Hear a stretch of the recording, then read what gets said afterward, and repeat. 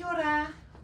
We're here today at Southern Cross Gillies Hospital to talk to a patient about their antibiotic resistant bowel bacteria, ESBL E. coli. Now, ESBL E. coli we're not going to use when we're talking to the patient because it stands for extended spectrum beta-lactamase, which is indeed the mechanism for releasing an enzyme that destroys bacteria. If you don't use this word every day and it's not in an alert form, you're going to be saying antibiotic resistant bowel bacteria, as anyone could understand that. So we're going to skip straight to it. I've got Louisa here who is waiting for her operation, and I'm going to pop in and explain to her her positive swab results. Good morning, kia ora. Good morning. I'm Justine. I'm the infection prevention nurse at Gillies Hospital, and I've come in to have a chat with you this morning before you go in for your operation, just to explain that you were swabbed before you came in, and there was indeed a positive result for being swabbed with an antibiotic resistant bacteria in your bowel. Do you have a little bit of time to chat with me this morning before you go in? So when you got those results, did anyone go over what that meant for you? No. So they just told you on the phone that you were going to come in and that we'll explain it to you when you got here. Yeah. Right, brilliant. So what this means for you is we have bowel bacteria in our bowel at all times. We have about 1 kilo of bowel bacteria at all times in our bowel. And one of the most common and prolific bowel bacteria is called E. coli. You might have heard of that before. Yeah, I've definitely heard of it, Yeah. but I don't know. Yeah. So it's just one of the many E. coli in our body. It digests our food and does what it needs to do. And if we're giving the body antibiotics for that bowel bacteria getting in the wrong place, meaning if it ended up in the urinary tract, it would cause an infection.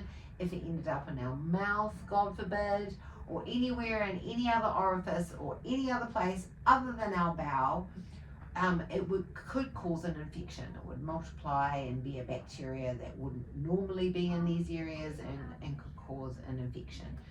So at that point, if you had an infection from a bowel bacteria or E. coli, we couldn't give you those big antibiotic groups of like penicillin and the cephalosporin, those big groups of antibiotics that are easy to use. Yeah. And we'd have to give you another antibiotic, and that would be fine too. We'll just know that, being that you were resistant to the penicillin groups. Okay. So that's what it means for you if you have an infection with E. coli at this point. But as it is, you're just colonized, your bowel bacteria is going about what it's doing normally in life, and so it's not going to change anything for you today in your operation. We're going to give you antibiotics during your operation for the bacteria that are commonly present when we do a skin incision. So it's not going to affect anything today for you, but going forward, it's good to know.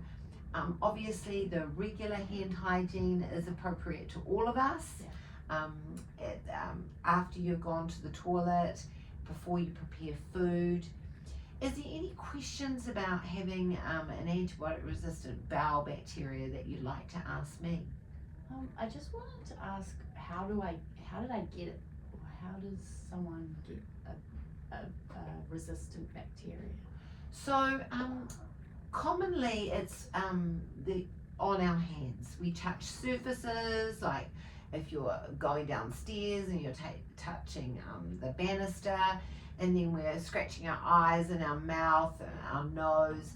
It's usually our hands facilitate bringing in germs to the body. Yeah. And obviously we're ingesting food that's been touched and prepared by other people, and if they haven't washed their hands and they've got a resistant bowel bacteria and that's on the food and we ingest it, we can get sick with E. coli infection, or we can be colonized, not be sick, but just ingest those enough that our own bowel bacteria is overrun with the resistant ones, causing more resistant than not in our bowel. Okay, yeah. So going forward, we just want you to be really good with your hand hygiene. That's the common denominator to anything not acquiring resistant bowel bacteria or any kind of bacteria in a general purpose area.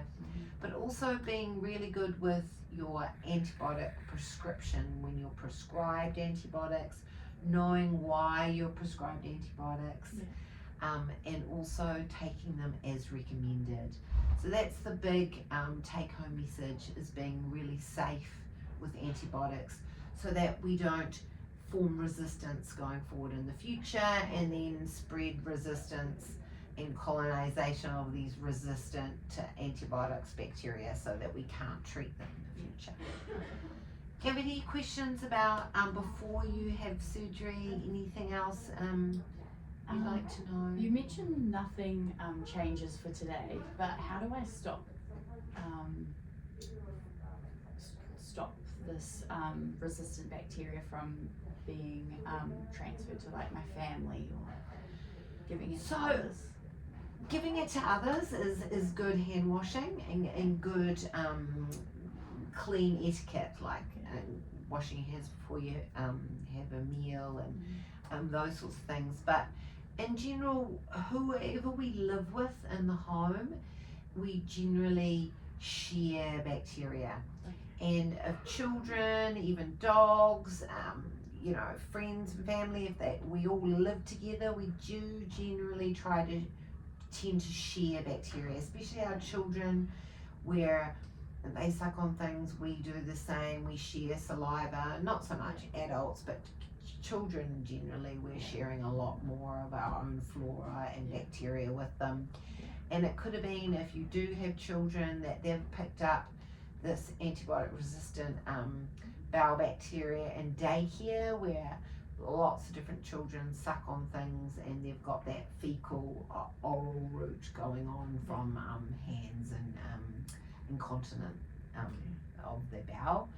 But otherwise, generally not transmitting is good hand washing, good clean etiquette. Okay? Yeah. So we wish you the best possible outcome for your surgery today, Louisa.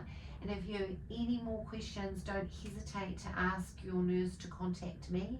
Even asking any of the nurses here today in the hospital should be able to give you some general information about resistant bowel bacteria, and we have some written information.